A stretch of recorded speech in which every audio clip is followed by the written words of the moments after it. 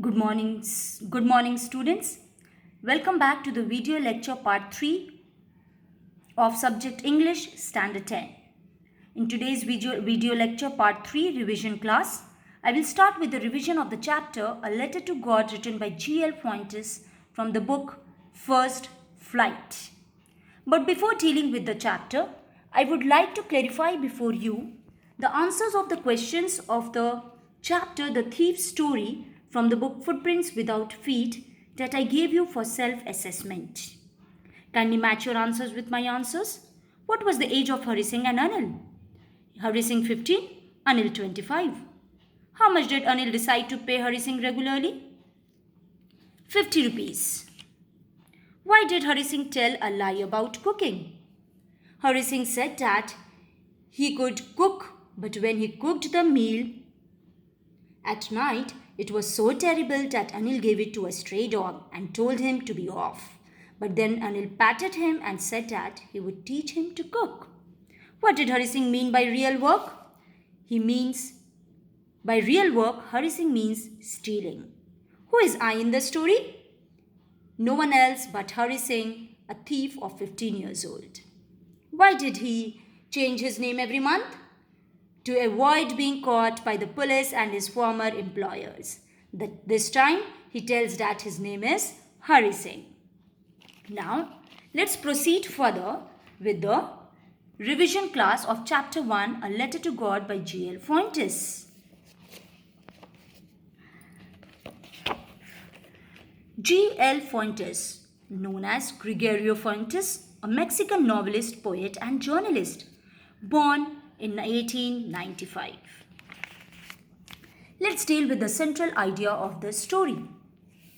The story is about hard life and extreme faith in God of a poor farmer Lencho who had lost his crop due to heavy rain and hailstorms.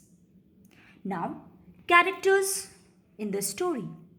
Lencho, a poor farmer. Postmaster, a fat fellow who helped Lencho to retain his faith in God. And the post office employees whom Lencho considered as dishonest people and called them a bunch of crooks. Now, let's proceed with the summary of the chapter, children. I will give you the detailed summary. Kindly pay attention. I have already given you once when I taught you this chapter. Lencho was a poor but hard-working farmer. His house on the top of a hill, and that was the only house in the valley. He hoped for a good crop. But his fields needed rain and at least a shower. He waited for the rain and it did come. One day, it started drizzling. In the beginning, Lencho felt the falling raindrops as new silver coins falling from the sky.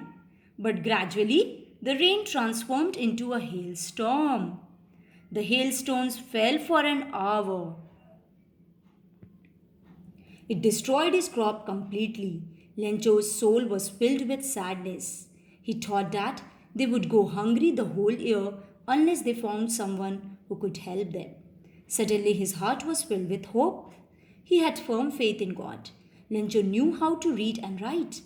The following Sunday, he wrote a letter to God mentioning his destroyed crop and asked him for money so that he could sow his field again.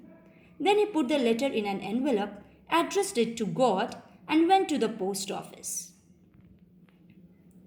He affixed a stamp on it and dropped it in the mailbox.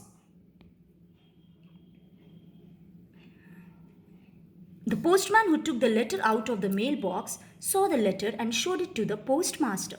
Everyone in the post office had a hearty laugh. But immediately, the postmaster realized the man's predicament and unshakable faith in God. He decided to help the man. He discussed with his colleagues and all of them decided to part with some money for an act of charity. They collected money, put it in an envelope and addressed it to Lencho. This letter contained a single word in the form of a signature, God. The next Sunday, Lencho went to the post office. The postmaster handed him the letter. Lencho was not at all surprised on receiving a letter from God. He had unshakable faith that God would reply in the form of money, and he did receive it. He opened the envelope but became angry on counting the money. There were only 70 pesos in the envelope, whereas he had asked for 100. He knew God could not have made a mistake. Immediately, he wrote another letter to God, put it in the mailbox, and went out. The postmaster took out the letter from the mailbox and opened it. Lencho had requested God to send the rest of the money, that is, 30 pesos, as he had received only 70. Lencho had a feeling that the people at the post office had cheated him by taking out some money from God's envelope. So he wrote that God should not send money through mail, as according to him, the post office employees were a bunch of crooks, means dishonest people. So this was the summary of the lesson, children. Hope you understood. Let's see the moral of the lesson. The story captures moral lessons on faith, greed, and appreciation. We learn here that one should have faith in God no matter whatever the circumstances are. Hardships in life or happiness all around you, because God never betrays the trust of a believer. So have faith in God and never lose hope. So my dear students, kindly pay attention. This story represents the conflict between humans and nature. Let's see how. The conflict between humans and nature is illustrated by the destruction of Lencho's crop by the hailstorm. And the story also represents conflict between humans. Let's see how. The story also illustrates another conflict between humans themselves, as the postmaster along with his friends and staff sent Lencho money that Lencho had demanded from God. One more thing to make you understand, children. Some of the metaphors used in the story, like cloud compared with the mass or hugeness of mountains, raindrops compared with coins, money that a good crop will bring, hailstones compared with frozen pearls, locusts, a plague of locusts, an epidemic that spreads very rapidly and leaves many people dead, and Lencho has been compared here as an ox of a man, means very strong like an ox. Hope you got the content. In the next video, I'll give you the important questions related to this chapter.